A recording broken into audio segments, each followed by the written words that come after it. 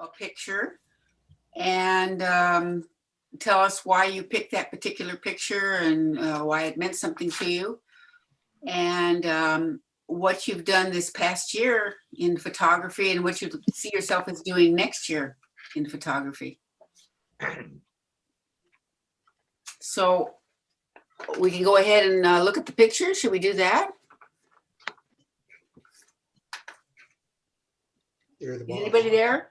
Yeah, you're the boss. Yes. Oh, I'm the boss. Okay, well, I'm gonna share my screen, and what I've done is put all the pictures except for Don Stouter's. I put them in a folder, and I open the folder and open the pictures in preview, and go in the order that the pictures are in. The order determines on whether I used your first name or your last name, and it's alphabetical according to that. So it's not true it's not truly alphabetized.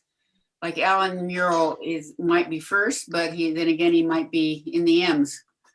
I don't know, but here we go. And again, you talk a little bit about the picture and why it meant something to you, how this past year has gone for you, and what are your plans for next year? Okay.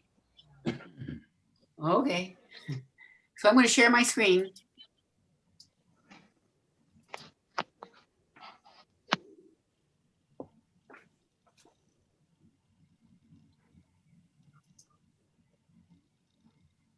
And I've got a bunch of Zoom things here. Let's see, get this out of here, this out of here.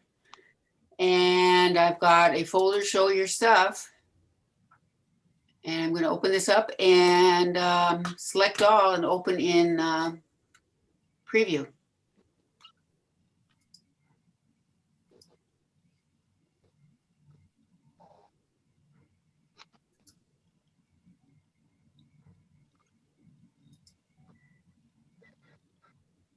And so here we go. Number one is Alan Muro.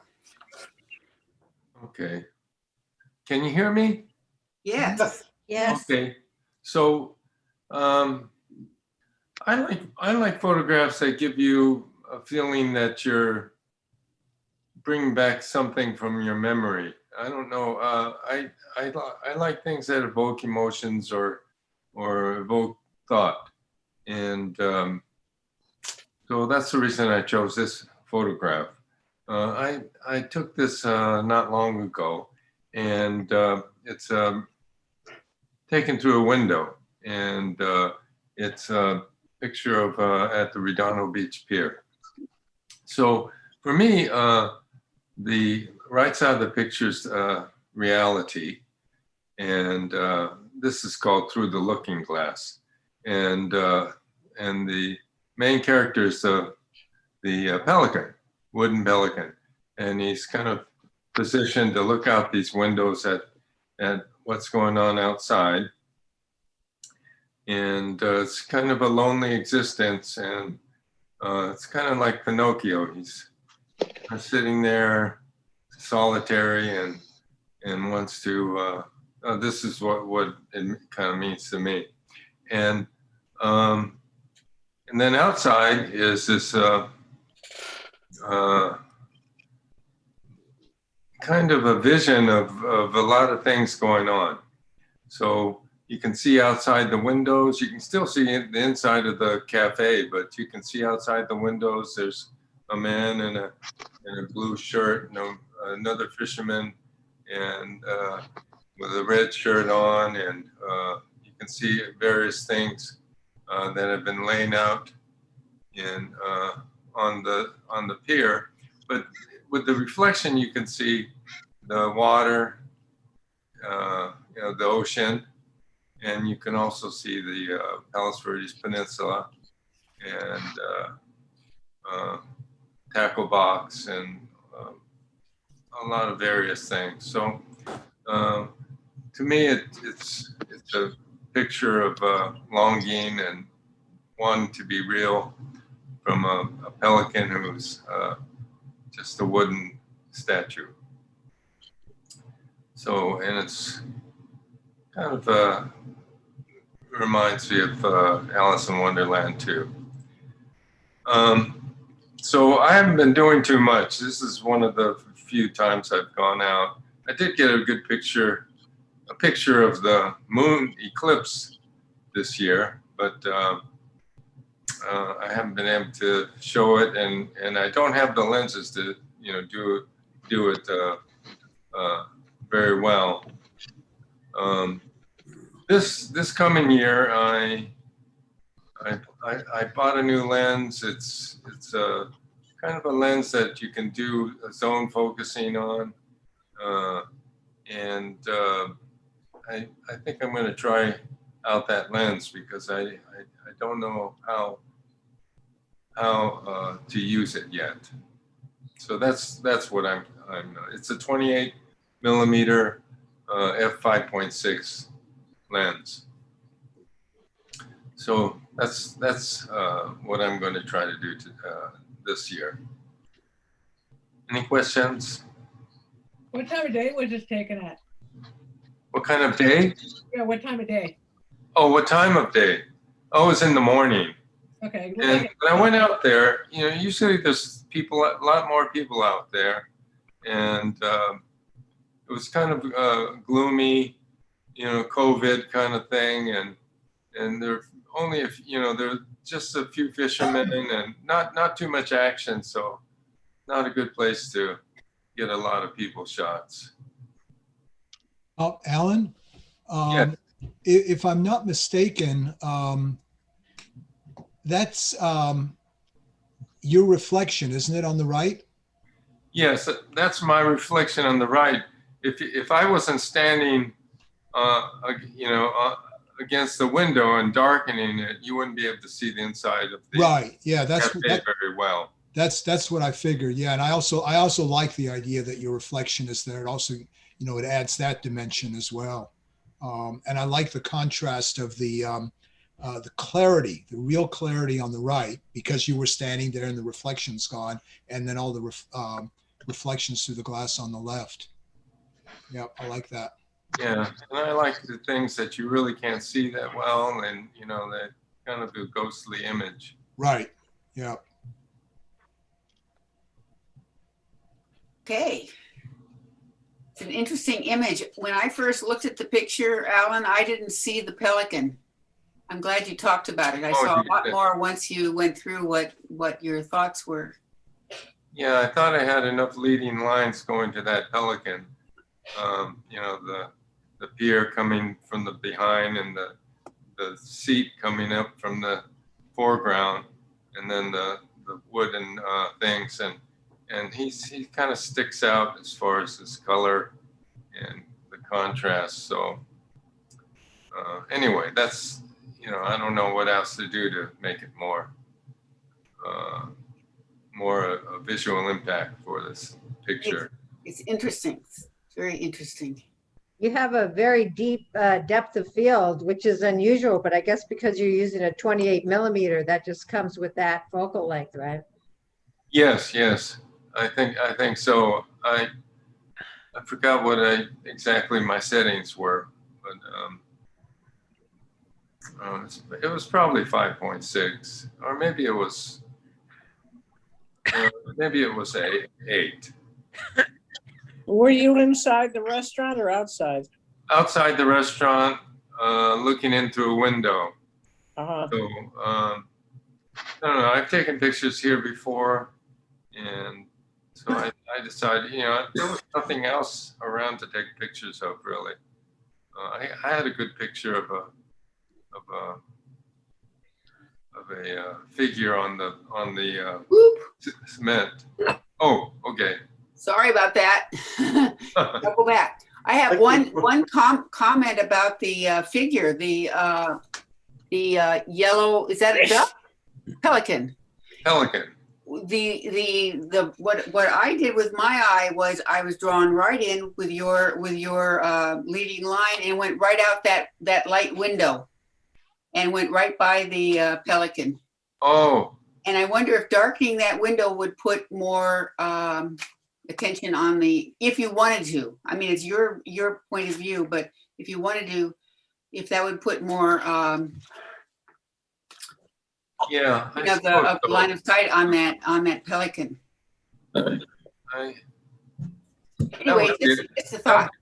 Yeah, that's a thought. That would be a little difficult to do, I think, but I think it adds a lot that you can see, you know, the pier and everything outside that window, though. I don't know. Well, my vision was all of the, from left to right was the vision of where everything you could see as you look straight through the, Oh, I see. to the outside. And, you know, it's interesting how we can all take something different from what you're presenting. It's a very nice image. Alan, Yes. I haven't found you yet. I don't know where you are in this picture. Oh, On See the the right, dark- there's a see shadow. on the shadow on the that Oh, the shadow goes that right actually up to the allows me corner. I got it. to see inside the cafe. Otherwise, the whole thing would be a reflection. Right. No, I didn't make that shadow out to be a person. Okay, I got it. Okay, we're gonna go on. Okay, Okay. next, this is Bill Berry's. Yeah, this shows a great deal of my life in the past few months. That's my new grandson, Mark. And I've been taking quite a few pictures of him, but in so doing, have discovered new things that I really enjoy. Now, we'll talk about this picture a little bit more in detail in a minute. A second thing happening to my photographic activities is I'm sick and tired of computers. And I've had it with sitting around spending more time doing computing than I do photographing. I don't want to do that. And I'm looking for ways to get out of it. One of the things that I've gone to is doing more in-camera processing. And that's really one reason I use the Sony so much is because it offers a lot interesting things to do. I won't name them. I think everybody's familiar with it. But I'm trying to do as much as possible in camera and have it finished so that when it comes out, I'll have at most maybe some cropping to do or sharpening or a little bit of lightening or darkening and this kind of thing. And that's it. This is an example of my work. Another thing that I've found, to my amazement, as I've shifted to some of these prime lenses, very fast prime lenses. I'm talking 1.8, this kind of thing. In darkened surroundings, inside the house at night, where before I would have to use a flash, now it's simple. This is without flash. It's not a light environment, although it looks that way. But those lenses are so much fun to experiment with. I can't put them down. That's it. So fast primes are my another interest I have. And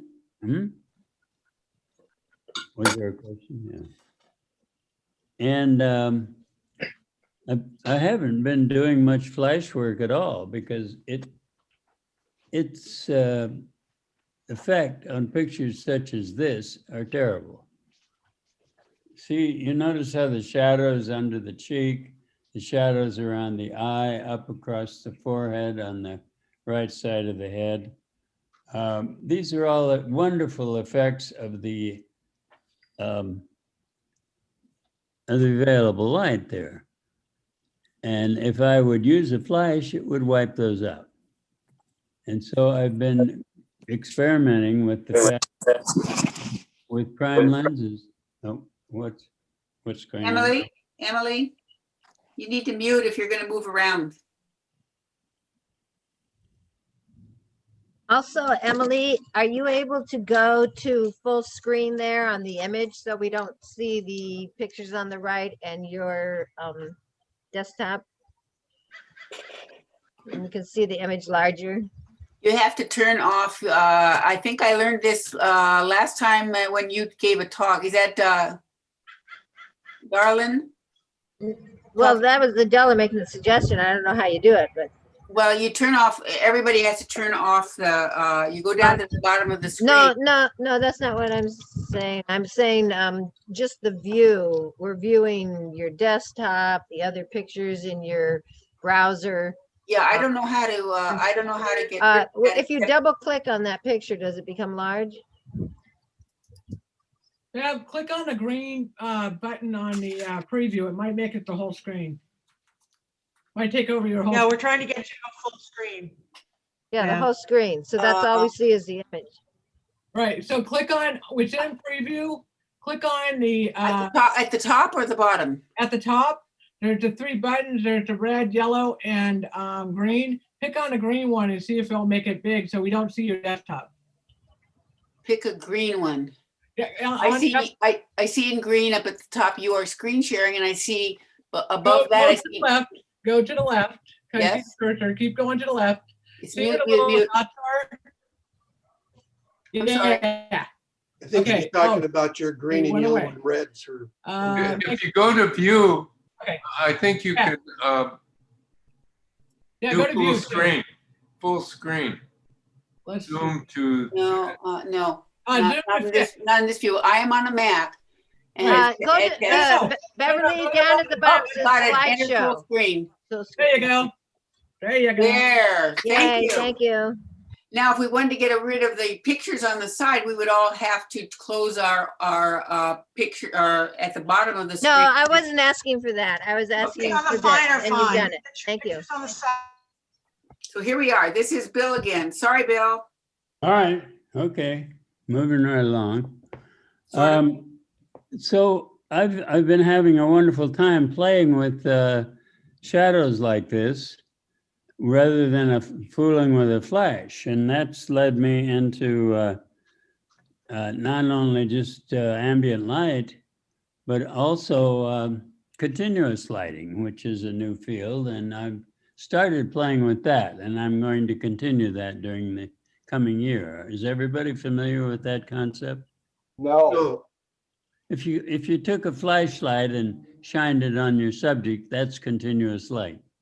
But there are much better ones now and brighter, and you can select from the spectrum, the entire spectrum of colors, and just pick out the color you want for the particular scene. And of course, continuous lighting, you can put up whole banks of them in different places.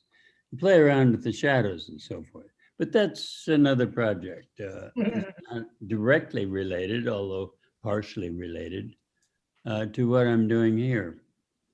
Yeah, that would be nice to light your background with a different color light, Yeah, and that would bring out your subject even better. well, I can do that now, but I just didn't have the time for this one. And that's the kind of thing you do. And of course, get different kinds of shadows on the face and whatever you want. A lot of playing around, constructing the image that you want to take. This is just an example. This has no continuous lighting at all. It's all ambient. And I just kind of repositioned myself to get what I liked in the way of lighting. Okay. Bill, are you familiar with those cinema? You know, a lot of cinemas is photographed with different color lights, and Yeah. and like they That's have a continuous green light. light on everything, and then another one with just a yellow light on the person, and that person comes to life. Yeah, video is a leader in that kind of lighting, and they've been doing it for years with these huge lighting, but now they're getting smaller and smaller so that the still photographers can use them and carry them around. Oh, And it's a lot of fun.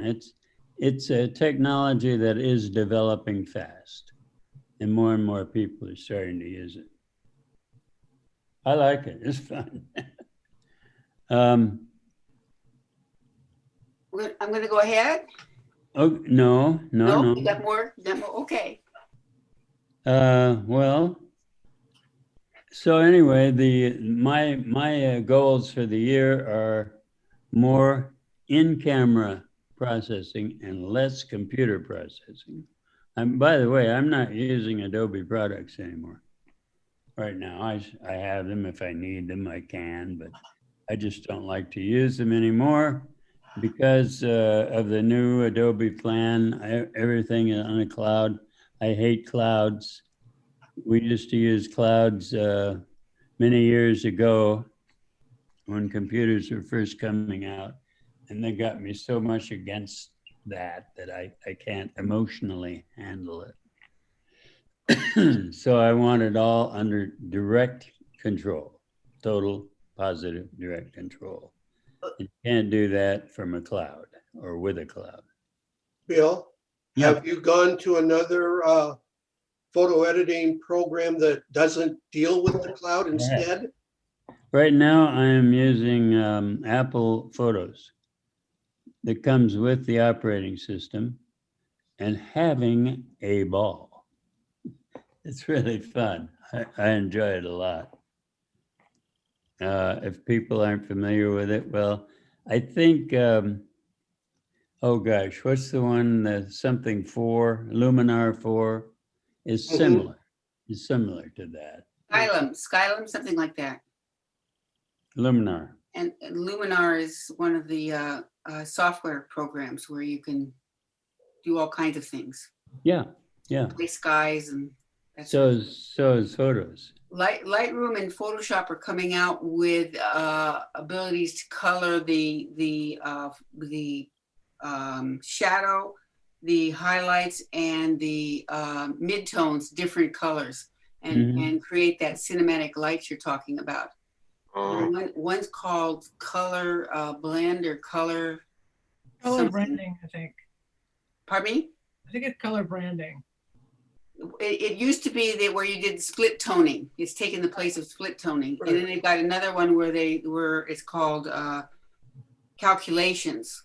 And they're using it to color, and you can color things based on the amount of red pixels, blue pixels, or green pixels that are in that particular image. And it's amazing what you can do, but it's a Photoshop thing or a Lightroom thing. It's not what Bill's talking about. Bill, have you tried the Sony software? I use that for my infrared a little bit. I'm sorry. Sony Anyway. software, they have a processor too. Yeah. what's causing that moire effect over there on the right side of the picture behind the, why does that have that What are you talking pattern, about? moire pattern? There's a piece of furniture over there with a red ribbon around it and a yellow top. No, the wall behind it. All behind it. Then there's a wall. A screen? And right next to the wall is a moire pattern. Is there a screen or a playpen or No, something, it's Bill? part of the wall. It's in the wall, that pattern. Yeah. Oh, Yeah. it's in the wall. It because looks like a screen or something, maybe. Well, yeah, It's I don't spelled know. M-O-I-R-E. It's a moire Yeah. phenomenon that occurs with certain. It's just a lumpy screen. Okay. Anyway, Lumpy screen. we're going to go to the next one, and Okay. this one is Don Sandersfeld. Thank you, Bev. And give us your Yeah, title. for the last year, I've been doing mostly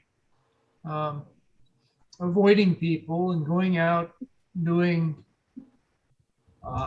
Madrona Marsh or the South Coast Botanic Garden or Bolsa Chica and doing a lot of bird photography and some flower photography.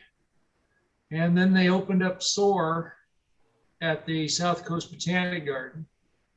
So I get to play some with my macro lenses. And I was thinking this was a good way to show the macro and what I'd done.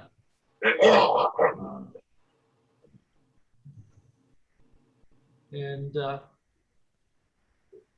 they always say it's the face that makes the picture, not the. So I thought I'd try that with the face and not the wings on this butterfly. And it's actually a beautiful butterfly. So, although it might look a little strange to most of us. I'm in love. Did you use a macro lens, Don? Yeah. Yes, this is a macro lens up close. No flash. No, I don't think I had any flash on this one. And it's about f11, f16, I'm not sure which. And The closer you get, the more you have to stop down on your aperture in order to get the depth of field and get even the distance from the legs to the body could be out of focus if you don't go up on your aperture number. You have to close down the aperture to get more depth of field. But then Did at you some handhold point, that, Don? I did. If I go much beyond f16, I get diffraction softening the image. yeah, So, and if you, you're sort of trapped in between diffraction and resolution from a smaller aperture. don't most No. lenses have their best sharpness at about somewhere between f9 and 11 or something like that? By 6. 8 to It's- 11. Or But if he had taken this at 8, if he got the legs in focus, the body where you see the orange and the yellow, or the reddish orange and the yellow and the black, that would be out of focus. I understand that, Bev, but I was putting a limit on how far up the f Oh, yeah. numbers he could go. You're right. If it goes down to f8 or something, he's going to lose the depth of field. Don, it depends on the lens. That is a different point for every lens. For Right. normal, roughly normal lenses, you have that 8 to 11 sweet spot. On the macro, I think it goes up to f42. No, you turn it to f42. You can turn it to f42, so But the sweet the spot's sweet still spot around moves 11, over. still 11 to 11 to 16. 16 in that area. Instead of 8 to 11, it's closer to 11 to 16. I see. I used to wonder why all my And, macros were out of focus when I had an aperture of 8 and would go really close to something and try to take its picture and things would be out of focus. Yeah. I keep learning new things. Don, are you holding this butterfly, or is this fingers in the background there, or how did you get so close? No, to that? well, this is at the SOAR, which is at the South Coast Botanic Garden. They have a butterfly exhibit. Pavilion. Okay, it's a pavilion, not an exhibit, and this butterfly is resting on a branch, which is the light brown at the bottom. And behind it, there are some other, I think they're branches from plants, trees going across. They look like fingers. And Yeah. yeah, they're not. How And- close were you physically from the butterfly? Oh, probably about a foot Wow. from the 8 inches to a foot from the front of the lens to the butterfly. And your They're focal, very, it's 105 millimeter on a crop sensor, Mhm. so 157 equivalent. And So are you looking What is- at it up from the top down or the side, or what is your relationship to the butterfly? I am about the same elevation as the butterfly is, and the butterfly is about 6 inches off the ground. Okay. So I'm you're laying down on the ground, are you? I'm sitting down on the ground and leaning way forward. Yeah. trying to hold steady, because getting the focus on anything this close is very hard, especially when you're hand holding the camera. I'm impressed, Don, that you managed to get back up. I'm thinking the same thing for me. The challenge about getting back up is that a lot of the butterflies like to lie on the ground to warm up, and you don't want to step on them as you get up. Ooh. So, Painted Lady is the one I can think of that I almost stepped on. yeah. Yeah. But that was the I never would imagine the butterfly looked like this so close up. yeah. I never figured the faces looked like this either. I always just saw the wings. Yeah. It's kind of frightening. Yeah. It's not very pretty this way. No. No, You were lucky to get I the love it. proboscis out like that, yeah. because sometimes they contract it all the way in, so you're lucky. And also One of the things the about blue Tour exhibit- morpho, it's got a really fantastic looking eye. It's a striped looking eye. What kind of Yeah, one of the butterfly things was about this? this, I don't remember. pretty. That doesn't have a striped eye of a morpho, I guess. So it's not. No, a he morpho. doesn't. Okay, I'm gonna go to the But that's next. a real interesting. And You ready? okay. Well, I got couple more things. The other things I've been doing, I've been working with a study group. It was originally going to be just beginners and explaining what an aperture is versus an f-stop. And been working on that and about to move on.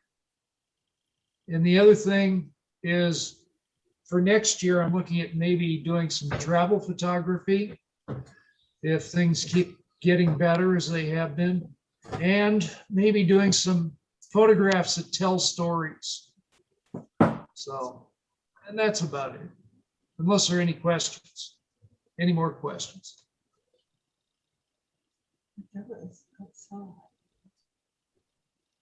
Okay. We'll go to the next one. Sure.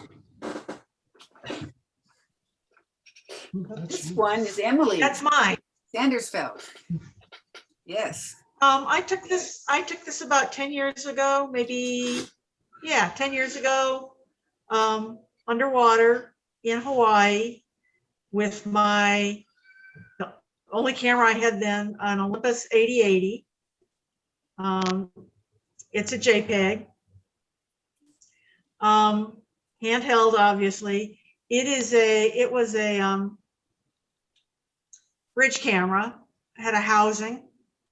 I was probably about 20 feet down. There are little bits, the little dots you're seeing are little bits of coral and debris floating in the water. The challenge with this one was once you hit about 10 feet, you start losing all the reds. And as you get deeper in the water, you first lose your reds, then your oranges, then your yellows, greens. So when you see pictures that are brightly colored, it's because somebody has used one or more big strobes to provide daylight equivalent lighting. I did not use that. So the processing I have done with this, since it was a JPEG, had to be kind of minimal, but I added some pink back in. So he's got pink on the inside of his mouth, and some of the coral and the seaweed in the back is kind of pinkish because it really is. And I chose this one. It means a lot to me because I really, for a long time, I was kind of the finder of things to take pictures of for Don. He took my SLR, my film SLR, and we had a big housing that was, 3 feet wide, 2 feet deep, big old strobe that stuck out 3 or 4 feet, and it was heavy. It was neutrally buoyant, So it didn't sag so much, but it was real hard to maneuver. So Don would be pushing this big thing through the water and I would point out things to take pictures. The 8080 was even housed, was less than a foot wide. And it had a internal flash, and the housing had a diffuser on it so that you didn't blast everything out. And this is meaningful to me because I really, really enjoy spending time underwater. And we've How been far trying down to were you? go. How far down was I- this, Emily? About 30 feet, I think. Wow. What is the fish or whatever? It's a moray eel. I thought it was an eel. Actually, it's not a moray. It's a spotted moray. It's a spotted moray. We have green morays here in Southern California. That's a spotted moray. Great shot. That's So you did use a flash. Did you use No. you did use a flash, right? No, I have gone back in and added pink back in with. You didn't Photoshop. use flash. No, I didn't use flash. So at 30 If you How look did at you it, stay so still? That's really a good picture. it's sharp. It's the sharp. water, I might not have been Water's 30, I gotta might have been move 20 feet around. down. Yeah, but the water is clear and If you're down 30 feet, you get enough light. Is that what you're telling us? That you get this much light, you could take pictures like this, but you'll lose colors like On a the re- reds and things. on a really bright day, it's hot. In tropical waters where the water's clear. Now, that's an amazing image. Locally, the light doesn't go that deep. And it's meaningful to me because it's something I'm going to start doing again. I haven't been diving now for 9 years. So, but I have been ocean swimming. So, and we live right around the corner from Dive and Surf. So there's hoping for stuff I want to start doing again. So maybe in the Thanks. coming year, yes? Maybe. Sure. Were you scuba diving or free diving? Yes, Scuba. scuba diving. Take this down. I was going to say, Sorry, Deb? I'm sorry, I'm interrupting. Go ahead, I'm sorry. You're breaking up, so we can't hear you, or I can't hear you. Emily, I was just going to say that you'd have to be down there with air in order to set up the picture to take it, I would think. So I was commenting on what Alan was saying. That's all I was going to say. Oh no, some of the most wonderful photographs I've seen have been free diving, especially the shallow ones. The ones that are in like 4 feet, the Australian reef pictures. If you look at a lot of them, you can see the reflection from the underside of the water. Because they're shallow diving and they're just going down, they know what they want, click. But would you do that if you're down 30 feet? They're pictures of opportunity. I mean, the morays will kind of sit there and hold still. But if you're taking octopi or sergeant major fish or something, no, you take the shot. It's like a sport. It's a wildlife shot. Okay, well. It's a spray and pray. I hope you do more of these in the coming year. I'd like to see these. Not necessarily more eels, but just underwater things. It's amazing. So Well, I don't have a house. Okay. You don't have a house for your camera. Yeah, didn't have a house camera. Oh, I guess I can still. there's a small delay when you start to say something. So I'll start to say something as you're saying something at the same time, but you come in a little late and then I interrupt you. I apologize. Anyway, we're gonna go on to Jerry Fleury, okay? Here we go. Well, hi, everybody. So the context of this photo is that I got invited to go with the Maryknoll Lee missioners to Kenya and Tanzania for 3 weeks. And so I was documenting basically the work they were doing over there in their missions. And it's sort of what I do. I get some pro bono work, maybe like 3 or 4 projects like this a year. And this was done in 2019. This was in a maternity ward where they actually have outpatient care too. And I was just leaving the area where the mom and new babes were. And so I'm walking out and I see this woman with a child. And I said, oh my gosh, I just waited. I was hoping the child would face me, but it never did. So I backed out, went back in the hospital, came back around. So she didn't see me. And I saw, a picture of Christ looking on her. And I said, I don't know, it just appealed to me. I said, yeah, this is a Catholic mission and they provide basically free care for certain populations there within, I believe this is in Kenya, by the way. So it was I would say it wasn't staged, almost a snapshot, but I hung around and I studied the context for a while before I shot it. So, and she seemed not to be bothered by me being there taking a picture of her. But it's interesting, the hospital, if you were to visit, well, for those of you who are visit hospitals in the 40s and 50s, this is the way the hospital is there in terms of their equipment. They hang babies for scaling, to weigh babies.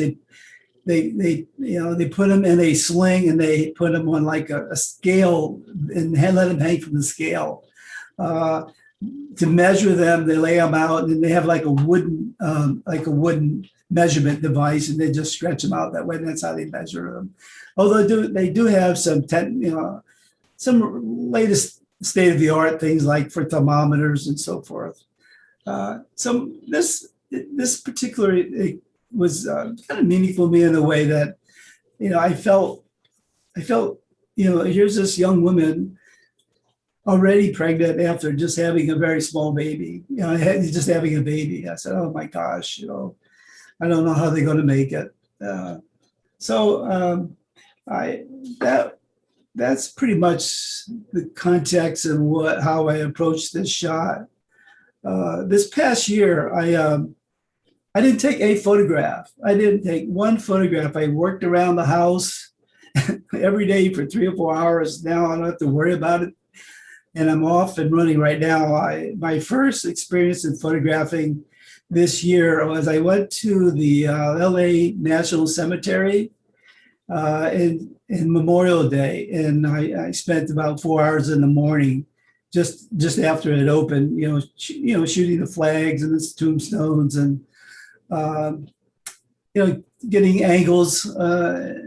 And the light was pretty much getting angles in terms of the tombstones and the flags. But I was treated to the Coast Guard auxiliary group showed up and they hadn't put the flags down the day before. They were then putting flags the day I was there, and which is Memorial Day itself. And it was really touched me in terms of the way they put the flag in. They would approach the tombstone, put the flag in, step back. If they were a veteran, they would salute for about 5 seconds, stop, take about a 10-second meditation, and walk on to the next grave. It wasn't just like walking down, plucking flags down. And that touched me too. And I got some decent photos there that day. So for the future, and the things I'm trying to learn right now is I'm planning for an 8-day trip to the Southern Oregon coast where I want to take some early morning and late evening shots of, of the water, giving that milky kind of a look after you do about a 4 or 20-second exposure. And so I've been practicing here on the coast in the evening, and I've been making some progress with that. And I've joined a PSA study group in compositing, so I'm trying to improve my compositing skills, and that's been pretty rewarding on that one. I got my oldest camera, it's a Mark II, Canon Mark II, converted to infrared, so I'm gonna be experimenting with that.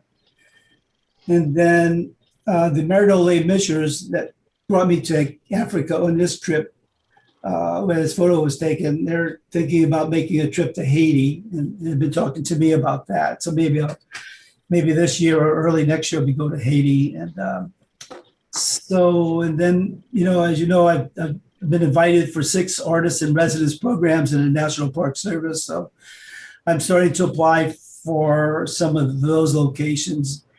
I've been rejected for Denali and Acadia up in Maine several times, but I'm not giving up. I'm going to apply again this year. Hopefully I can get one of them. That's pretty much my story in photography this past year and going forward. Wow, amazing. You've got a lot on your plate. It's fun. So anybody have any questions or? You didn't take one picture in all of 2020? I did not. I didn't even get my camera out of the closet. Really? Yeah. Wow. I just wasn't motivated. I just like, oh my gosh. So my wife and I pretty much stayed home. I've gotten a house now, like all the little things have been piling up for the past 10 years. Got them all out of the way. I got one more thing to do, and that's put a front gate up. Wow. Well, it's a good shot. Beautiful, beautiful colors. Yeah, very symbolic. Very symbolic of the people who lived in the community. They pretty much dress in those bright colors. Beautiful woman. So you have a lot to do. I wish I had so much to do, but I'm next. Here's my picture. This one I took in April of this year. I did do a lot of photography, but it was all around home and along Paseo del Mar. And one early morning when the sun was coming up, and the sun is behind me, the photographer, and it wasn't up quite yet. And this fox was coming up the cliffside of Paseo del Mar. And it was unbeknownst to me, I was looking out at the ocean, and there was this huge wave of fog rolling in, and I was in my phase of shooting pictures of fog. And so I was really focused on that. And this fox actually moved around me because when he wasn't in my view yet, but somebody came up to me and they said, "Did you see the fox that was moving around you as you were sitting there taking pictures?" I was in a rollator and just taking pictures of the fog. And I said, "No, I didn't see him." And then I was sitting there and I thought, well, maybe he'll come back up again, or she. And so I sat there for about 15 minutes, and suddenly the fox appeared. And at the same time, this strip of light, it was literally a strip.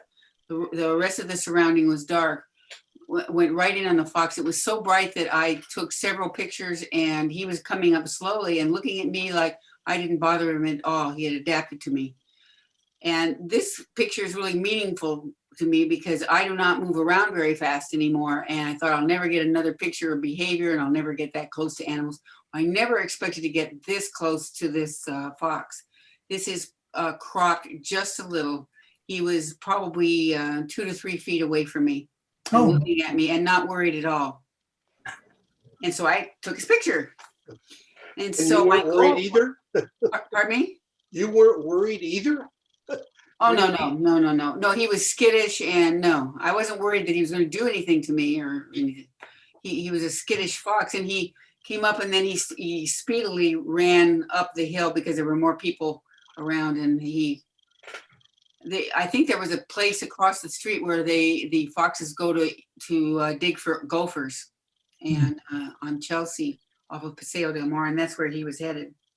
Mm. And then I brought some other people up to shoot him, and he was there for about 2 or 3 days, and I haven't seen him. I haven't seen him lately at all. This was in April. But it's- Beverly, I would say, some people may say you were lucky. I would say luck is when preparation meets opportunity. And I think you were prepared and you had the opportunity. I had a camera. Yeah. Well, and all the years you had with the camera too, right? Well, that too, yeah. I have it set on my camera that I can quickly go to, it's called Memory One. And on Memory One, I have a 1600 speed, I have continuous focus, and I have rapid fire set. So I can just quickly switch to that and take the picture, and that's what I did. Great. There you go. Pardon me? You were prepared. Yeah, but I wish other animals would come up like that. So anyway, my goal is to take more pictures, and I've gotten into some macro. I would love to do a little bit of what Don Sandersfeld was doing and what Dick Merritt has done. I wonder if adding glass in front of your lens, and I don't know the names of the glasses, it escapes me, but you can focus in closer. But the amount of depth of field is so narrow when you do that you really have to practice. And so I thought I would do something like that. And then the other goal is to shoot with a slow shutter speed with water, and to go out and shoot the waves, very slow shutter speed, so that everything's calmed down. You have this sense of calm and beauty. I've never been able to quite manage to do that. Set the right ISO and the slow shutter speed and the aperture I want. So I want to practice that next year and see what I can get. And that's it. Are you going to use a neutral density filter for that project? If I have to slow down my shutter speed enough, of course, I'd have to, yes. In fact, I was starting to use a neutral density filter, a 6. I think it was a number 6. I haven't done it for a while, and my short-term memory just leaves. If I haven't done it, I have to go back and kind of look things up again and start doing it. I took Mark Coleman's class on macro photography, and I thought it was excellent. And Could you explain about what you're talking about regarding slower speeds and neutral density filter? Well, if you do a slower speed, there's a triangle for exposure, and the triangle consists of shutter speed, aperture, and ISO. ISO increases the sensitivity of your camera, and you can only go up so far without having a lot of noise to increase its sensitivity. Slow shutter speed allows in lots and lots of light, and you have to stop down on your aperture, and you only want to stop down so far. And then the ISO, you have to adjust accordingly. And so sometimes you've got too much light, and you've got to put in a neutral density filter to shut down on the lights. All right. Or get the slow enough shutter speed that you want to get the effect that you want. Yeah. Okay. I didn't refer very badly. Yeah, I did. I just about a year ago, well, just before I quit shooting, I bought. Yeah, I didn't realize you called them neutral density filters. I call them the stoppers, right? Cut the light out. Yeah. Okay. Like from slows down. I think slow it down 4 stops, 8 stops, or 12 stops. Yeah. Yeah. Okay. And you call them neutral density. Okay. I'm sorry. Didn't know the terminology. Yeah. Oh, okay. Well, so anyway, he wasn't going fast, and I probably had him at a 1260 speed, and I probably had to take out some this fox. I had to take out some noise, etc. Mm-hmm. So anyway, we'll go on. This one is, you know who you are. I think it's Harry's. That's Yeah, mine. Harry Warren, yes. Yep, that's mine. I like working with appropriated images, and I like doing Plagiarism. You like plagiarism? Yes, yes. You can call it plagiarism if you like. I call it appropriated images. I like doing composites with that kind of stuff, and especially with images that I get out of paintings of historical figures. I've done some at the club with Napoleon Bonaparte and Gertrude Stein from one of Picasso's paintings. And this all started one day when I was playing around with some photographs that I took at the Disney Concert Hall of the outside. And I was playing with parts of details of the outside, just kind of putting stuff together and seeing what I could get. And I finally ended up getting this kind of environment that to me looked kind of like a cave, but with a really kind of not natural kind of ceiling, but a cave. And I thought, Batman, this could be the Batcave. And so I thought, well, Batman, to have a Batcave, needs some Batmobiles. And so I looked on the internet for images of Batmobiles to appropriate or to plagiarize Michelle. And I found some.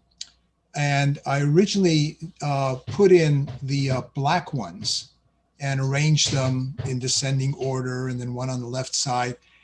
And I thought it was kind of dull. And I thought, no, Batman's kind of a flamboyant kind of guy. And I think he needs something a little bit more flamboyant, or to put it another way, I think he needs a new Batmobile. So I kept looking and I found one that was more colorful, was bigger, looks faster, and I put that one in. So this is Batman's new Batmobile come into his Batcave. And I just liked it. I just thought it was kind of whimsical, and I kind of like that. I like the whimsy and the fantasy of it. But it's all based originally on real stuff, the photos that I took of the Disney Concert Hall, and then added all these other things as well. And what am I going to do? I haven't done a lot of photography in the last year. I did the scavenger hunt for the club. And about 3 weeks ago, I did my first foraging out to do a photo shoot with Steve Snyder, and I went to Dick Merrick's favorite little park, Averill Park, and had a really great time out there. It's very small, but it's a wonderful little park with lots of interesting things and animals and ducks and squirrels and banyan trees. So it was very nice to do that. And let's see, what am I going to do in the future? I want to play around with macro photography some more. I got some book on macro and a couple little pieces of equipment to do macro. Want to do some photo trips and more composites. This one, by the way, originally I was going to try to do something with some historical figures, but then it ended up, because of what it looked like to me, becoming more fantasy-like and whimsical. And I guess that's about it, unless anybody's got any questions. Harry, this is Jerry. Hey, Jerry. Is this a photo? These are Photoshop composite?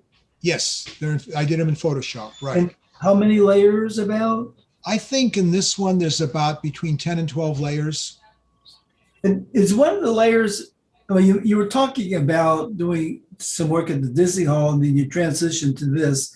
Is one of the layers something you took at Disney Hall? I did a trip to the Disney Concert Hall and took a bunch of photos of the outside. And a lot of them are details of the siding, which I just think is wonderful. So if you get rid of the cars, just completely get rid of the cars, everything else is based on details of the Disney Concert Hall, of the siding. And there's I think about 6 to 8 layers just of that put together. Wow. Nice. Yeah. And the reflections, what caused those? Just the lighting that's happened to occur on the siding that you happen to take of the Yes. Yes. Wow. I don't know if you're familiar with what happened at the Disney Concert Hall in Reflections, but when Geary first did the building, there were all sorts of complaints from people living around there and businesses that at certain times of the day, the reflections from the sun just blinded people, and just was very, very bright. So they went in and a lot of the siding was buffed down to reduce the reflections. And but all that lighting that you see, all the white, is current reflections. Mhm. So at certain times of the day, you get all these wonderful reflections on the siding. Yeah, about Harry, about the Dick Merrick here, about the Batmobiles. A couple of years ago, our family took a tour of the Warner Brothers studio, and they have, you can take pictures of the Batmobiles live there. So they have a number. And so if you're looking, if you want to take the real deal, take the Warner Brothers studio tour. Well, you know, my daughter used to work at Warner Brothers a number of years ago, and she took me on a tour there once. They didn't have the Batmobiles at that time. This was about probably 20 years ago. And they Yeah, didn't this is about a year and a half ago. Oh, okay. Or Yeah. 2 years ago. Yeah. But if you go on the internet looking for Batmobiles, you'd be amazed how many different ones people have designed. It's just Yeah, incredible. Yeah, I don't remember how many there were, but there were several. Yeah. Well, I might do that sometime. That sounds interesting. But the Getty Center had, when I was there 2 months ago, they had a couple of Batmobiles. Oh, really? Yeah. I don't know if it's still there, but. Yeah. Okay. And I don't know if I want all of you people coming to my park. It's getting too crowded, so I don't know I want all of you coming to my park. Well, Okay. Michelle, I apologize, but Yeah. I'm probably going to go back. I got some really nice shots of some ducks. Let me know. Let me know when. I live right across the street, so. Oh, you do? Yeah. Oh, okay. Next time I go, I'll let you know. That'd be nice. Yeah, let me know. Okay. I'll show up. So I'm allowed. Well, yeah. Oh, my. Yeah, but Bev, your duck now, your duck. It just looks like a duck. It's lost all its beautiful feathers now. Tell me the name of the duck again. I'm Well, blanking. The wood duck. Wood duck. Yeah, the beautiful. Oh my. Well, I ran into a duck with its ducklings, and it did not like me being there. Oh, really? I got a shot of it turning to me and doing this. Yeah, yeah. No, there's this beautiful wood duck. Oh, just gorgeous, gorgeous head feathers and everything. And we went and took some pictures. And like a week later, this poor thing, all the feathers are gone. And I thought, oh, the poor thing's dying. And then I looked it up and they lose. Once molt. mating season is over, they molt. Yeah. Now he just looks like a little tiny duck. And we'll get its feathers back. Yes, it will. But now he's not special. That reminds me of a friend that I had who bought a ornamental plum tree from a nursery one day, took it home, planted it, and about a week later, all the leaves were gone. And he went back to the nursery and said, I think my tree's dying. What do I do? I think you need to give me another one. And the guy looked at him and said, I think, sir, you'll find they do this every year. Yeah. Just yeah. like the duck. Yeah. But this duck is, when it's got all its feathers, it's just gorgeous. Yeah. And it's all by itself there. Not there's no other ducks like it. And then all of a sudden it lost all those feathers. And I thought, oh, the poor thing's dying. But no. It better come back. Yep, they'll be back. Here comes the next one. Are we ready? Yep. Okay, here we go. Okay. Ooh. This was Linda. This is me. Yep, this is me. I called it I'm Hungry. This is one of the two of the baby hummingbirds that were in a nest at Madrona March about a month ago. Scott goes birding there on Tuesday. He goes to Averill Park too, if Michelle knows. I And, ran into Scott. And He so saw the one wood day- duck. Yes, yes. And so Scott told me, hey, there's a nest, you got to come. So one lunch hour, I went and saw Adela there. But the birds they were smaller and you couldn't, the lighting was kind of harsh right at 1 o'clock, 12 o'clock, whatever it was. So then we went back the following Saturday, I mean, right that same weekend, and I think it was around 10. Brought my tripod with I'm a Sony person, so this was taken with the Sony A7 III with the 200 to 600 Sony lens. I have my other camera because I was walking around. So what I did on this one is I actually got it set up on the tripod. I'm pretty much, this is a little cropped, obviously, because I couldn't get closer. This was the best perspective you could have. So I focused in on it and I set up the intervals on my camera to take a picture every 30 seconds for 80 shots. So while it was doing its thing, I was walking around seeing if I could get closer. I was not successful. This was the best I could do. So I let it finish and then I took some other pictures. I came home and I looked at the pictures. And so pretty much a standard bird picture, pretty much the same orientation for the first whatever. And the last like 3 shots, and I'm just seeing the same thing over. And I said, nope, nope, nope. Finally, this one. And I went, that's the shot. So I just let my camera kind of do the work for me. I think I was on at F, doing a triangle thing. So my ISO was probably up a little bit because it was a little shady. I think I was at F11 and I was trying to get the shot. I might have missed some. You can see some areas is a little blurred, but where it matters, it's clear and sharp. And I even got a little catch eye in it. So enjoyed it. I tried to clean up around it, but you can't really do that. Birds don't necessarily live in the most cleanest area. There's a lot of debris here, and I decided I gave up. Kind of like the bill, I get tired of trying to clean up pictures, so I'm trying to do it more in camera. But sometimes you get what you get. But it was very cool to get this shot. A few days later, Scott went back. Birds were gone. We saw the other hummingbird. It was flying around, and I did get pictures of that with the other camera, but it was just so small and in the shade, you really can't see it. But this one still wasn't ready to leave yet. It was still kind of hanging out there.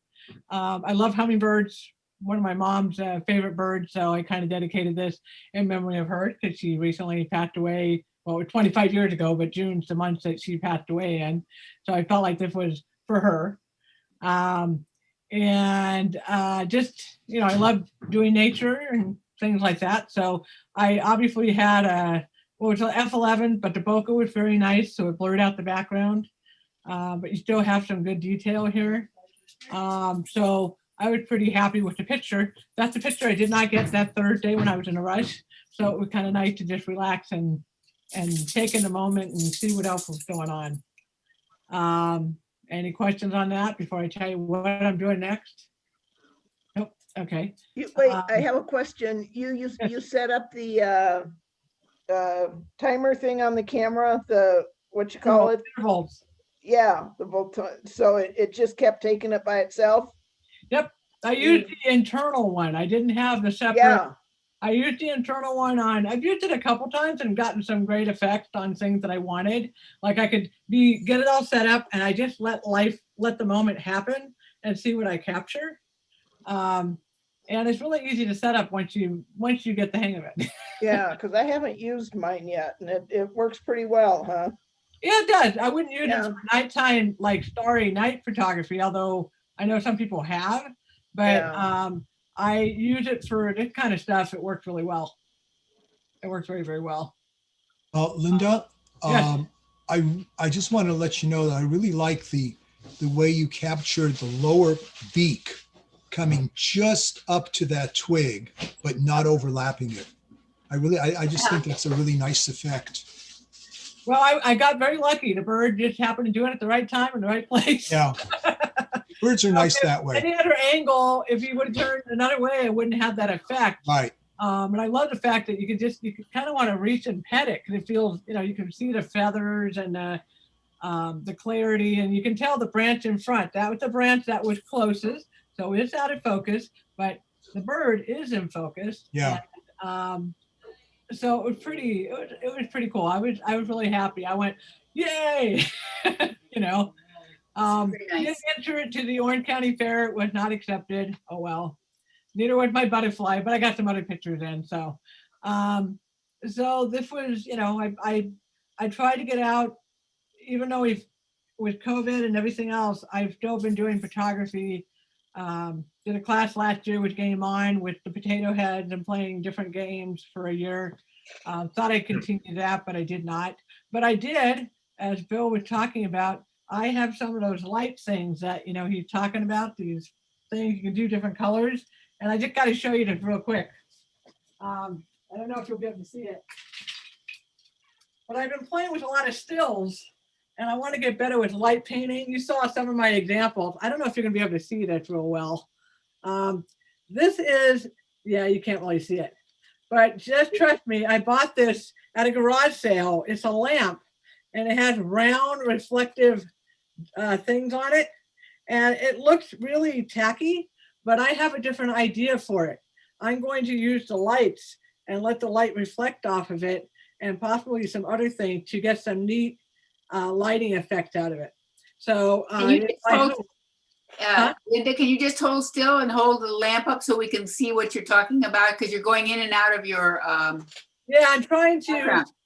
Just hold still and put it up there and maybe we can see. And let me see if it will. Or at the end, if people are interested, we can go back to because it's too small. Put it in front of your chest where your white shirt and your background isn't affecting your white shirt. Get closer to the screen. No, okay. It's right up at the screen. Yeah, no, I think we'll wait till the end, and if people have questions about it, we'll do that. How about that? Back. Okay, there you go. It might work if you took away the virtual background and just had a plain background, and then we would probably be able to see it. I'll show it to you. Hold on. Give me a second. I can do that. That is true. I have a lot of stuff in here. Okay, yeah, you'll probably be able to see it now. Okay.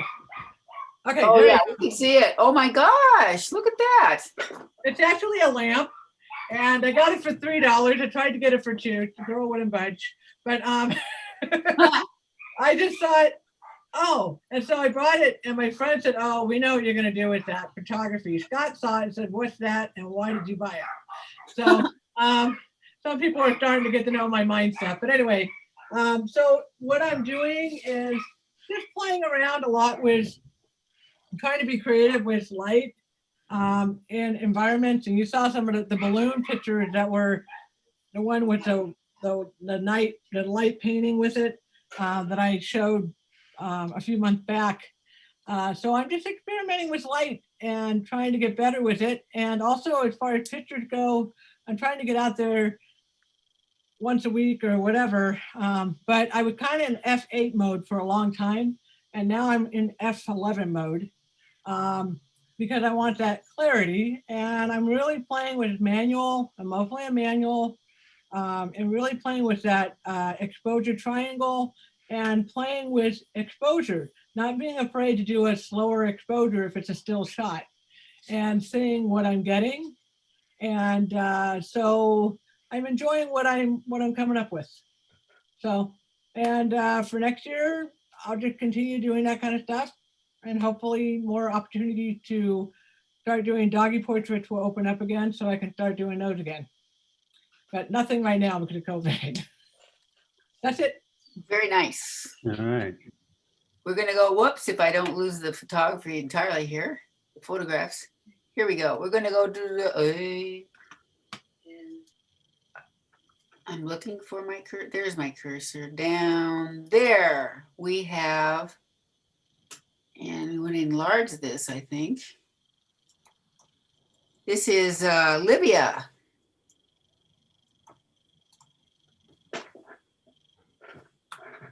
Olivia? Yeah, I'm here. I'm here. I love these pictures because the jaguar that look the big one on top of the other one, it's really only a cub of 5 months, more or less, and the mother. And it was fascinating. We were on a small boat, 9 photographers, so it was not easy to photograph because the boat was moving every time one of the photographers moved. And they were between the bushes, as you can see, all around bushes, and there were just a small opening, and it was dark, and just some light came from the outside.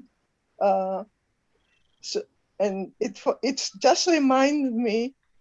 And by the way, the mother wanted to sleep, and the cub wanted to play, and that was fascinating. We watched them for 2 hours, how he's trying to get his mother to move. And she exhausted probably from hunting the last night. And she fed him, and now she wants to sleep. And he didn't want to let her sleep. And he did anything he can do to get her to move. So it's reminding like the children. I remember me as a kid, I would go to my mother and open her eyes when she was resting afternoon because I wanted attention. And I see today children do the same thing. And I guess the animals do the same thing. So that's what kind of grabbed me. How many cubs do the mothers have usually? Just one or? Mostly 1 or 2. But I saw, I didn't see more than 1 or 2 there. But I know sometimes they get 3, but not everybody survive over there. So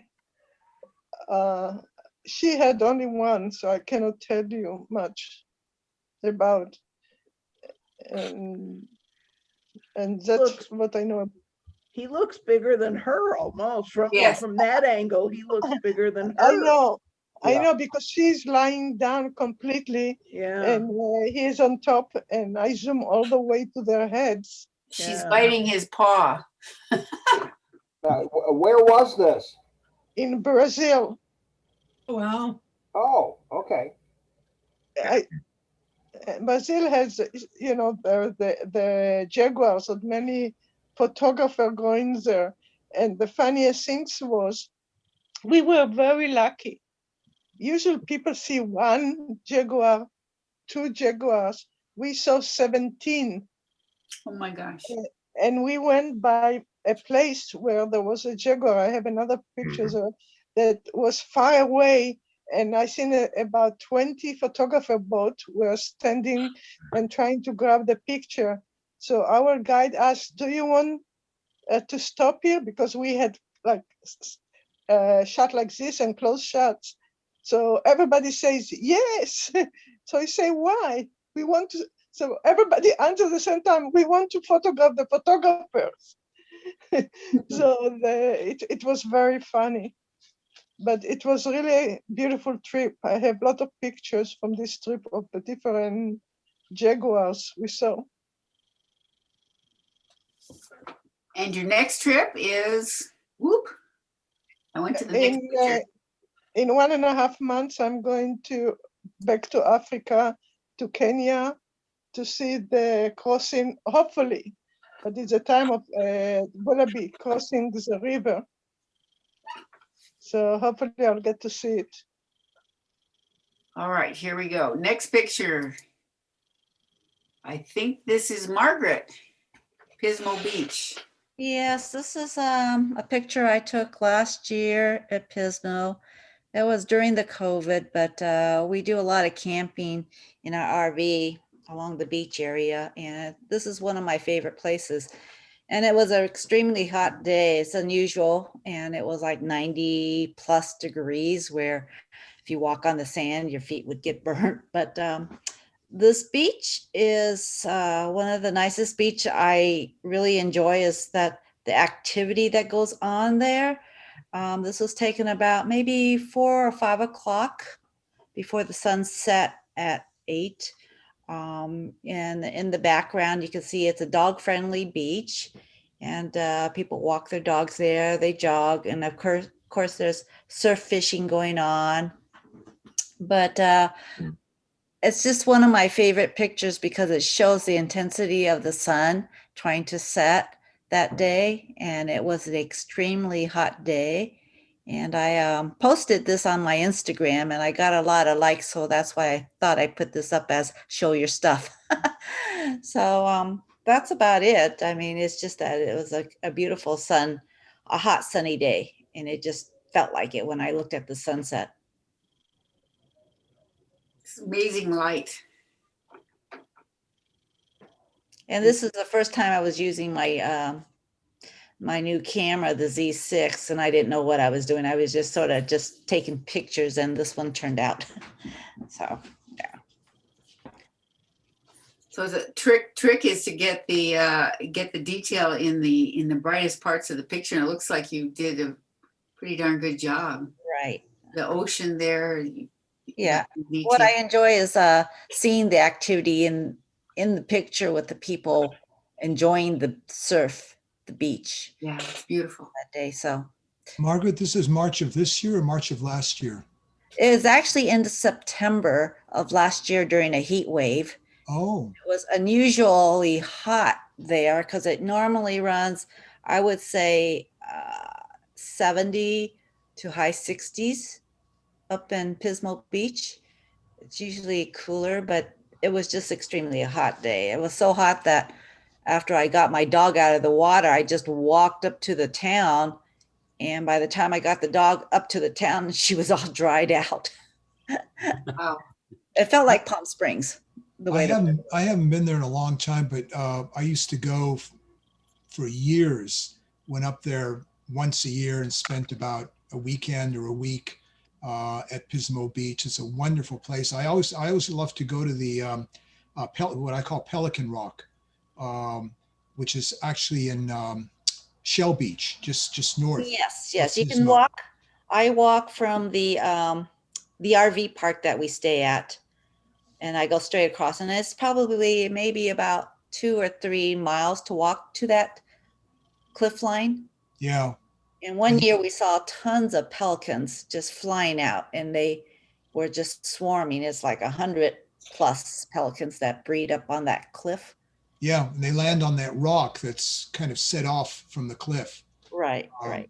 It's a it's beautiful great. place to go walk, though. Yeah. 'Cause it's a very wide beach. And another pastime I like doing there is looking for sand dollars. Yep. Yeah, and it's one of the few beaches I can actually find sand dollars. And so I collect the sand dollars as my souvenirs. You know that you are not supposed, I hope you know, that you are not supposed to look direct to the sun through the camera and the lens. Do you know that? I was just thinking of that. And when I took the picture, I didn't realize I was taking that. It was just like taking the people and the sun was in it. And I was like, oh, but I took it very quickly. Never look into the sun. Look aside, aside of the sun, but never, you can burn your eye, actually burn your eye. Ah, okay, Livia. So you have to aim, and look to the side of the sun, not direct to the sun. I think I was taking more of the people in it, and the sun was captured in it. But then it's okay. But I did crop the picture, so. That's okay, as long as you don't look direct through the lens at the sun. Okay. It's very dangerous. Yes, use your flip down screen for that, because you don't just burn your eye, you permanently destroy your eye.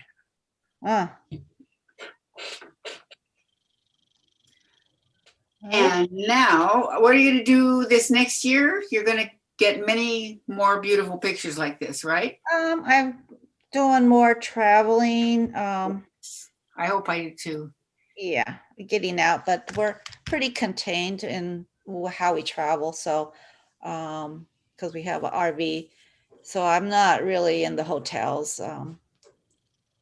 And I don't know, end of the month, I'm probably going up to Mammoth and take some photography up in the mountains, the high Sierras. Beautiful. Okay. We are going to go to the, oh, here we go. This is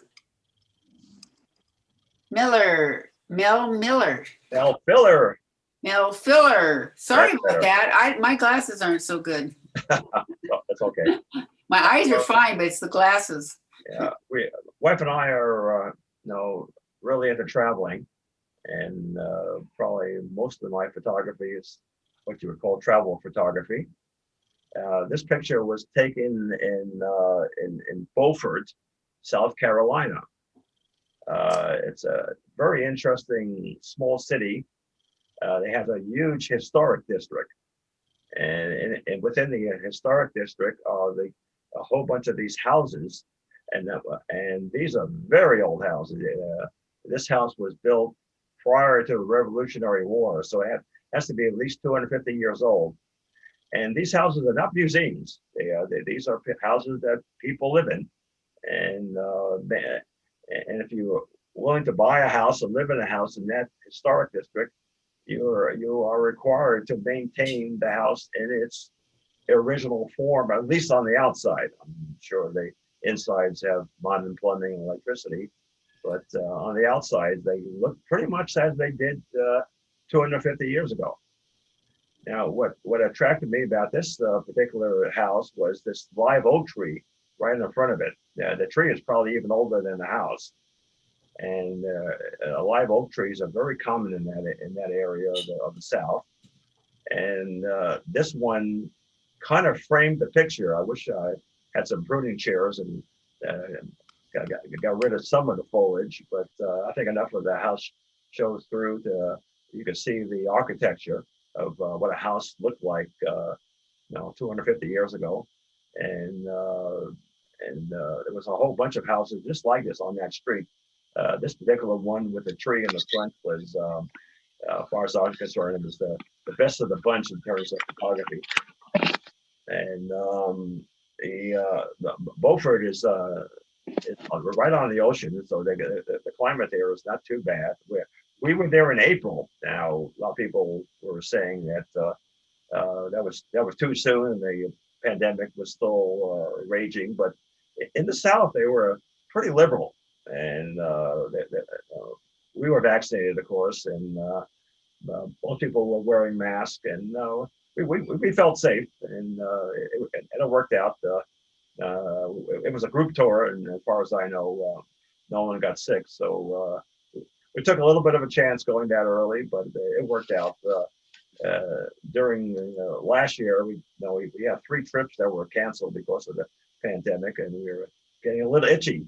And we decided it was time to take a trip, a domestic trip. I wouldn't attempt any foreign trips at this point, but domestic trips I think are relatively safe right now. As far as the photograph itself, I didn't do a whole lot to it. The tree came out kind of dark. It was mostly in the shade. I was able to lighten up the shadows so you could see the lines and the various aspects of the bark of the tree. And I think it does a very good job of framing that magnificent house right behind it. So I was very pleased with this picture. In fact, I was so pleased with it that I had it enlarged professionally to 11x14, framed it, and it's now hanging in my family room in what I call my Hall of Fame of travel pictures. So that's pretty much the story. Any questions, comments? You know it's taken somewhere else when you see the moss hanging down from the tree. Yeah, right. That's the Spanish moss, and very common in that area. Just about every major tree has a lot of it there. And to me, this picture kind of really epitomized the Old South. This is the way people, houses and people lived in, before the Civil War, even before the Revolutionary War. And you go through this historic district, and it's really amazing that how close it is to what it was, 2 centuries ago. So It reminded me of what we saw in New Orleans. yeah, Plantation houses and things like that in the tree. I said, first thing I saw was, oh, we went to New Orleans. That was my first instinct. yeah. We've been to New Orleans, and it's somewhat similar. I think the houses in South Carolina and Georgia perhaps even a little bit older. But I find just amazing that people are living in houses that were built 2.5 centuries ago, and they take great pride in it.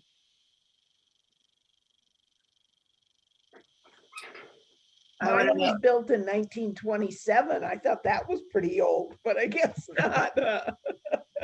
No, as far as traveling, we're in a 1911 craftsman house. Yeah. We have some more trips. We have a whole bunch of trips that were obviously planned, canceled, but we have another trip to the national parks in Utah and Colorado. I've been there before, but it's always beautiful to go there. And domestic trips are kind of safe now, so we're doing mostly domestic travel, and we won't do any foreign travel until later next year. So my photography was kind of limited in 2020, but starting to pick up now. It's good. Okay, we're going to go to Dick Merritt. Okay. Well, last year I took a lot of really different kinds of pictures. Some of you I've shared them with some of you, and some of them were wild and crazy. This is a takeoff on the running of the bulls, which happens in Spain. This picture, of course, is a composite, and it was the alleyway is on the island of Mykonos, the Greek island, and the pigs were taken. Those pigs are from a party game. They're actually an inch or a little smaller than an inch apiece. So in this past year, I learned how to do focus stacking. I used the programs Helicon Focus and Helicon Remote. And so that I put them in the picture. And then on Photoshop, I was able to do a drop shadow. So that's why the pigs have little shadows. And then separately, I took the picture of myself in the garage and cut myself out and put myself into here. And I had to see what the costumes looked like. So I looked online, and then I had to send away for some of these red handkerchiefs to make myself look realistic, sort of, kind of. And so with a lot of the goofy pictures that I did this past year, I not only took the picture, but I also composed a little narrative explaining the picture. So this one, instead of Mykonos, I called the island Oinkos, for the pigs. And they don't have the running of the bulls. They don't have cheering crowds. But during the spring festival, there's nothing more exciting than the running of the pigs. Okay, enough of that. So that's about as crazy as you can get. But I did learn this past year, I did a lot of ultra close-up macro using focus stacking.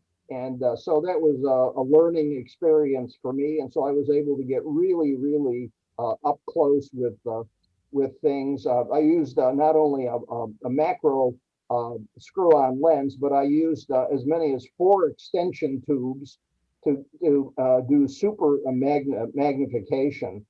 And then I did a number of others, I'm calling them surreal pictures, takeoffs, Getty Challenge, that sort of thing. So even though I didn't go on trips, I actually did a lot of photography, come to think of it. So what am I going to do next year? Well, I just got a mirrorless camera, so I'm learning how to use it. And that's pretty much it. Which camera did you get? Yes, what is it? Yeah, the R5 Canon. Oh, okay. Yeah, it's about 40 megapixels, something like that. So I'm learning how to use that, and so far I like it. Very good. Right. Going onward to Emily Riddell. Well, this is underneath the pier down here in Redondo. I was down there, down on the beach in the spring and watching different angles of the sun where it's set. And I'm taking a class from Mark and Jill Sanders called Advanced Style. And one of the exercises was to do something, step out of the box a little bit, to do something that kind of scared you a little bit.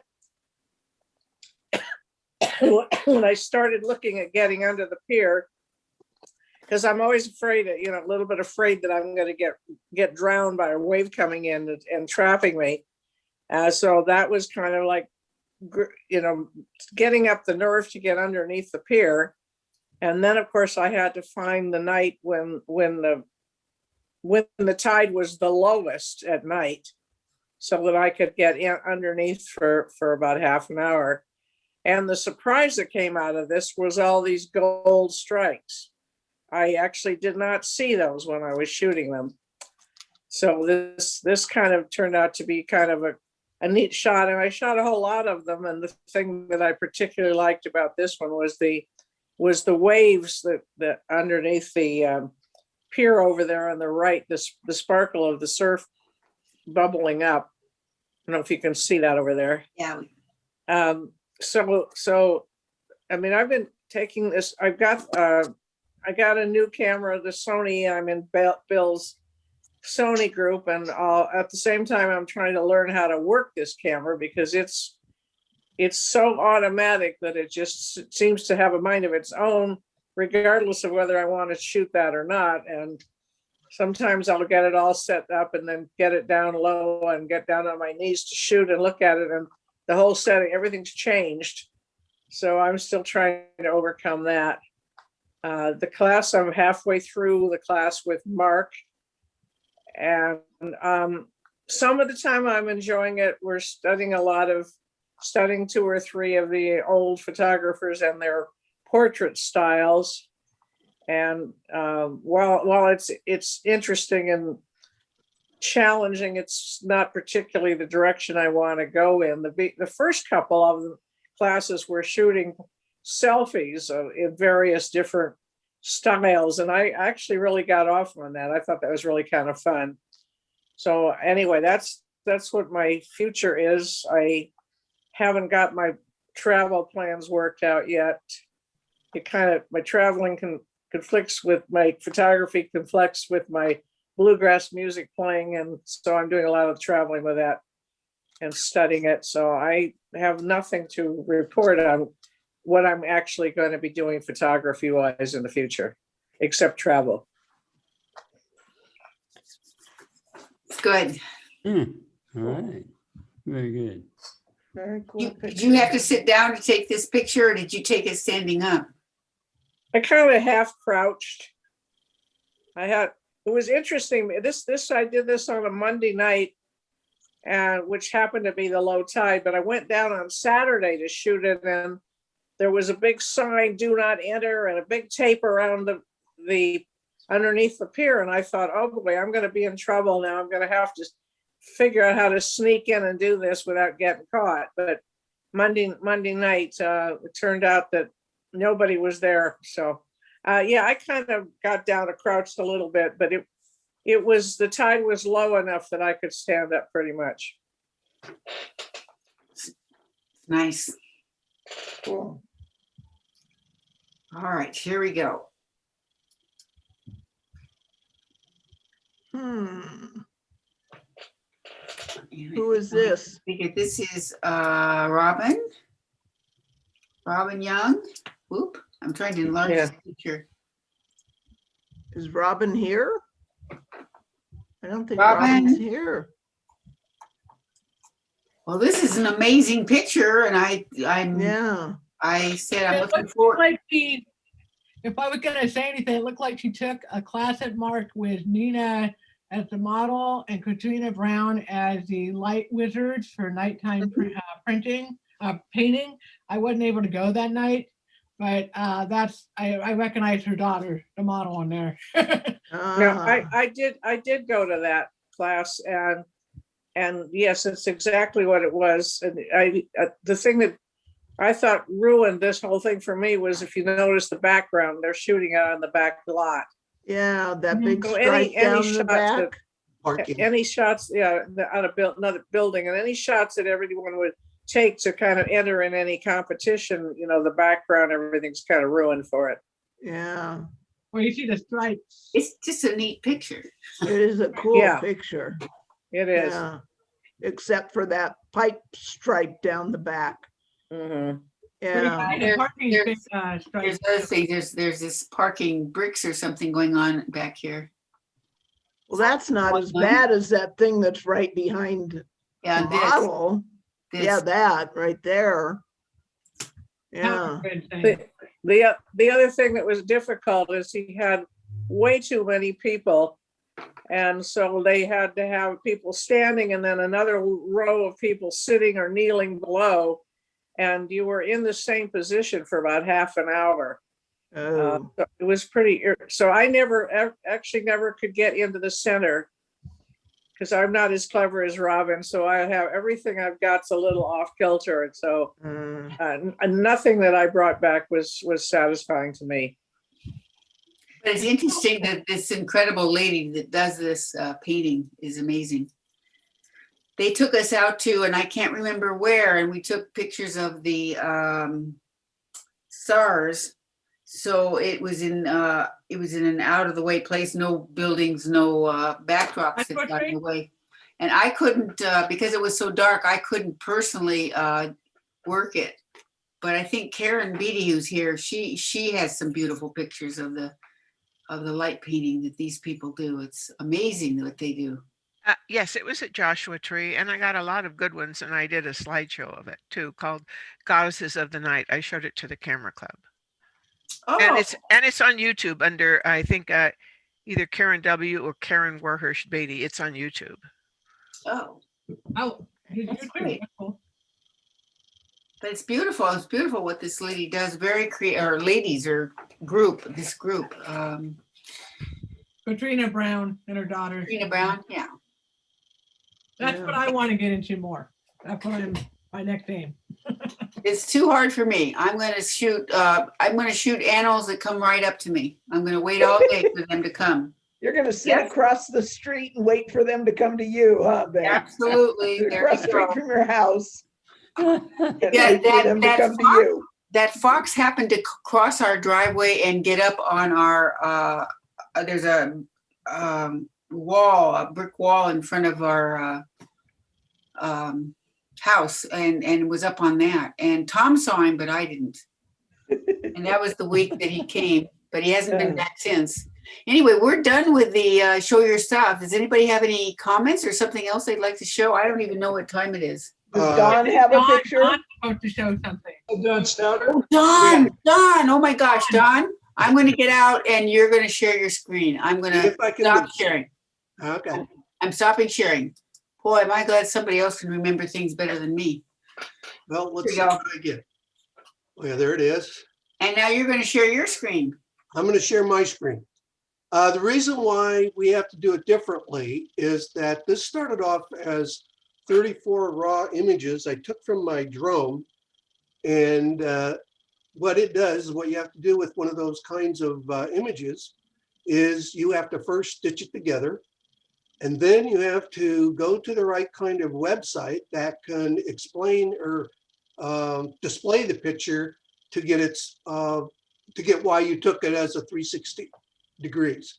And it's easy to take the picture. The drone that I have has a button basically I push and it hovers at whatever altitude I'm at and swivels around and looks as high up as it can. and is perfectly stable for those 34 images. Actually, mine takes 68 because the drone can take the raw as well as JPEG images themselves. So this is just a static image that you're seeing, but not really. You can, I assume you're seeing this going around? Yeah. Yes. Okay, so you can zoom in, go around. By the way, I'll show you in a minute. Oh, it distorts the houses though. Well, it's hard not to do it if you're not taking a picture on a ball. Oh, what happened? Where did that go? Hang on, I lost it. It'll be here again. I hope. We're still seeing it anyway. Yeah, but it's frozen. Hang on. Yes. Yeah. Don, is that you in the garage? Well, I was going to get to that. Uh-oh. Okay, but I wanted to, I'm about probably about 150 feet high, I think. But it's amazing the amount of detail that you see. If I just kind of slowly scroll around, and I'll get around. This is my house with the orange roof, and as Dick pointed out, that's me. I'm flying the drone in my house, or the garage, I mean. Wow. And if you scroll out, you can see that there's quite a bit of zooming in you can do and still maintain the detail. The problem is you undoubtedly see right now is that the camera setting is fixed.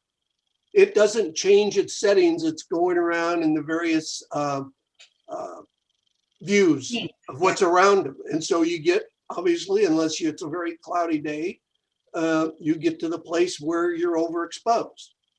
And that's part of the trick is trying to pick the right day or the right time of a day to do it. And as it's pointed out, depending on what you do, as you zoom, it's distorted. But you can always manipulate, like where you get the horizon pretty well straight, and then take a frame grab of it, for example.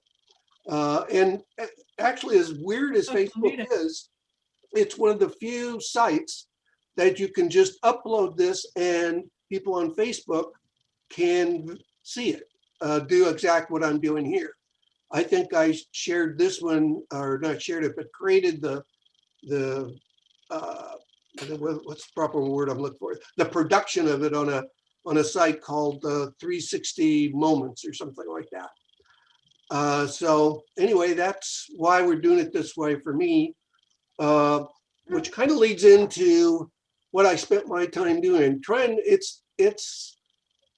It's a lot of things go into, number one, flying a drone. Right now, I went and I was in, where was it? Oh, I was out in Temecula area. I was going to fly my drone this last weekend and was all excited, found a neat park, and I went to fly it. And my internal, I think it's called measurement unit, IMU, needed calibrating. I couldn't get it calibrated, so I couldn't fly my drone at all. But I was there to watch softball anyway, so it didn't matter. But the point is there's a lot to getting this. It's not just taking the one picture, it's all the steps. And then trying to get I do adjust the picture as best I can after it comes out of the camera. So that kind of leads me into, let me put this around to where I get a good view, leave you with a good, whoops, that's distorted. That kind of leads you into what I did last year, probably what I'll be doing the next 10 years, trying to figure out how to do it better. And I also have a 360 camera that's about the size of, maybe about 2.5 inches high and about 3/4 of an inch wide. Best way to do is you stick it on a pole, like they used to have those selfie sticks that they don't allow anymore. And if you put it on the pole and you hold it above your head, you can take 4K video as well as single images. And then whenever you want to look at a certain view, otherwise you've got a 360 video that you can take parts of. So this whole world of 360, and maybe Emily, maybe you can tell me, or Beverly, is there a particular group in PSA that deals with this kind of image? Jerry Fleury might be able to answer that. I don't do anything with PSA except take their magazine. Oh, I don't know. I can check to see if there's a drone category. I'm in the drone category, group 85. Oh, I'm talking about this kind of image. We just can show flat pictures like, we were doing that were taken by a drone. Anyway, that's okay. I'll look into that, Jerry. okay. I guess next year, probably I'm going to be doing a lot more traveling, although I'm afraid I broke rules and traveled this year. Much of my photography is sports. My granddaughter's one playing soccer, the other playing travel team softball. So that takes me throughout the country at times, depending on what part they're playing. And during COVID, I went to Utah a couple times and Vegas and Boulder City and all kinds of places like that. So, but just getting better at everything is what I'm trying to do. I'm taking a PSA class now in Photoshop. It's called beginner, but that's good for me because it's so easy to do things without really getting into understanding layers and masks and layer masks and all that kind of stuff. So anyway, that's my picture, and I think we're right on time. That's pretty good. Okay, I think that's it for me. All right. Let me see if I can stop sharing here. By the way, I recorded this, and Don or Emily or anybody, is it worth putting up on YouTube for the people who didn't watch tonight? I don't see why not. How much trouble is it to put it on YouTube? I bet some people would be interested in seeing this. Okay, I guess Don, I'll probably, oh no, never, yeah, I'll feed it to you, Don. When I got it ready, I can edit and maybe take out the very beginning of the meeting, concentrate on just when we were talking about the pictures and started showing them. And then I'll give it to you, Don, and you can post a link somewhere. Okay, Don? Okay, let me know. And Yeah, it'll probably take several days, but. let me know and I'll send out the link. Okay. All right, that's all for me. All right. Okay. Very good. Thank you. All right, that Sounds was a good. good meeting. I'm glad everybody, all the people that put in photos, that was wonderful. Yeah. It's very enjoyable and very interesting. So, Yep. I like knowing what people are going to do next year. right. I'm living vicariously here. We'll wait and find out what they did. Exactly. We'll live through others' experiences here. We'll see how many of us actually accomplish our goals. Yeah. It'll be Well, you on never, the you video. never I think accomplish your goals. Emily needs to go in the ocean and take pictures underwater. Emily Sandersfeld. I'm looking forward to those pictures Yeah. being done. Yeah. Don, have you thought about taking drone pictures at the national parks, and you could like You can't. They're Cannot. outlawed. They're also outlawed everywhere in Palos Verdes. Oh, I caught somebody doing a drone picture. It's a beautiful picture in silhouette, and he had the drone coming into him. And I yeah. thought, oh my gosh, it was on the cliffs of. I've only been on the cliffs of Paseo del Mar. Well, I've been other places, but mostly I've taken pictures there. Beautiful picture, and I thought, how did he get away with that? Because he was going to get caught any minute. But the thing is, the way I look at it, when you're right at the, more towards Redondo, and you're off, the path is right over the rocks. Yes. You're flying out over the ocean. You aren't in TV. And they have it posted in their public parks. And I don't go there. I used to. I got some pictures before they posted. But it's this is, if you're a drone flyer, it's frustrating. Yeah. But that's, it is what it is. But I did get caught once at over San Pedro after they brought in that, during COVID, when they brought in the medicine ship there. Yes. And I was Mercy. over where the old Ports of Call was parking lot. And I just landed and up came a couple of cops and they saw that I either saw it or that they implied that they monitored it by the signals my drone was putting out. And they just gave me a warning, but I don't know if I were to do that today, whether it would mean anything. They said it was all the security they'd set up around that medical ship that was parked there for a while. Anyway, I haven't ventured back. But you know, recently, what is it, Boca Chica? I guess a drone crashed there. Yes, I was and amazed. Birds just scattered and lots of And birds. ruined, I mean, babies killed were them all, or the new. It killed some birds? It didn't hit any, I think. It was in the nest, but it I think it crashed. scared them away, so they. Yeah, So they right. never came back. It So scared them away so the eggs won't hatch now. They won't hatch. Yeah, that is About really, 2 weeks ago. yep, That's really it was in the bad. paper. Yeah. In the Yeah. paper. You forget about little things like that. Yeah. You know. Yeah. Fortunately, I'd never gone to try to fly there. I wouldn't want to be associated with that.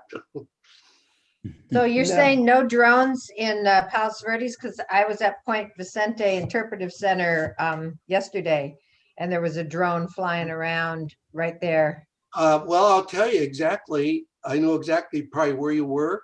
I was flying there several months ago, maybe close to a year. And I was in the parking lot that they have there was in the green parkland behind it there, well away from the center. Drone nowhere near that. And about 10 minutes after I took off, one of the staff came out and said, you have to get your drone, land your drone, or it's a $350 fine. And Wow. now they have a sign as you go north of the interpretive center. There's a sign that says no drone flying.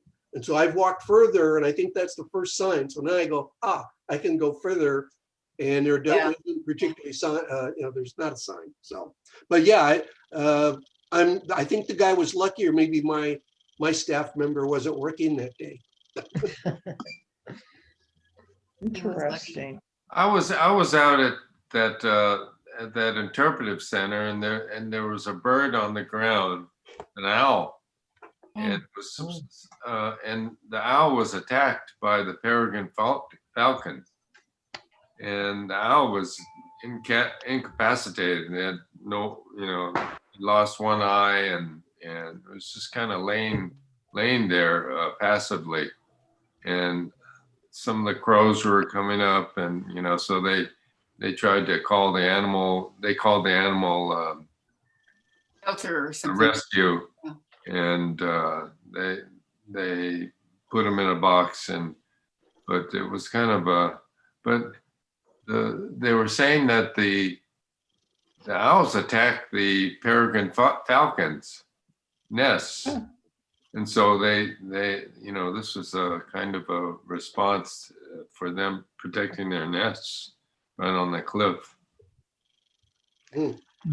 They just showed some pictures a couple days ago on Facebook. Some people were flying some remote control airplanes right where the peregrine falcons are at Point Furman. And the people were really mad because there were pictures of the planes right next to the falcons. And the photographers trying to get pictures of the falcons were really upset about it.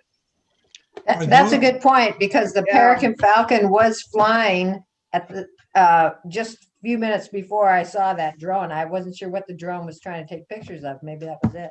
Yeah, it could be. But It these might have were been the opposite too, though. planes. But the flyer of the drone, whether or not you want to argue that he shouldn't have been flying there at all, he might have been flying, and the falcons could have come up to the drone.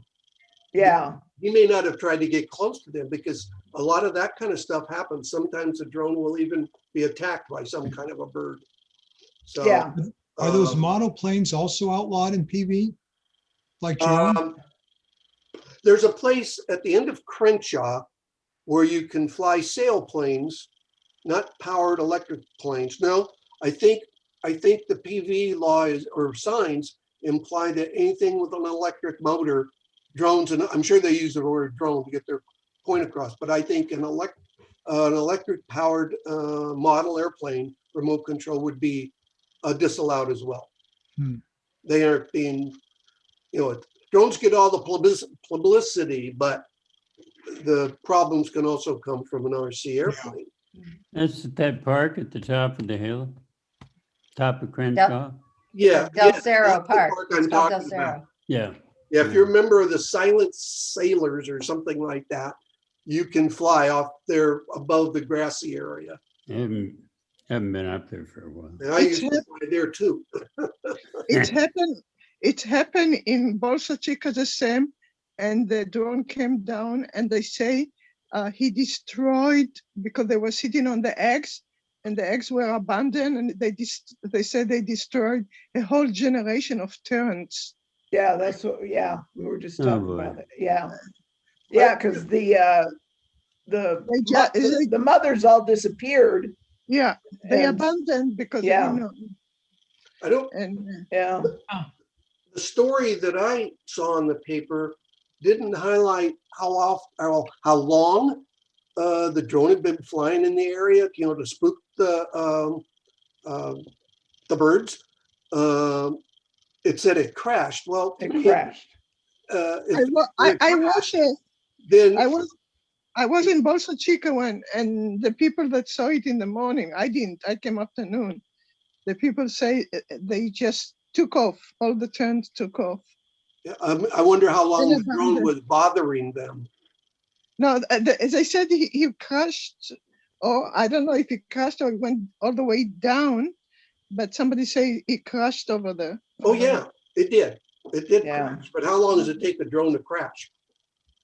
I was surprised that birds didn't come back after it quieted down. I don't know, but I know whatever it is, they say later. I saw an article that they say that all generation of terns. Yeah, that's too bad. Yeah. So I guess Bolsa Chica isn't on my sites to fly at. Yeah. Well, the We problem had a is conversation in the drones. there are responsible drone operators, but unfortunately, there's a bunch of idiots. That's right. And they ruined it for everybody. That's all. They definitely did. Yeah.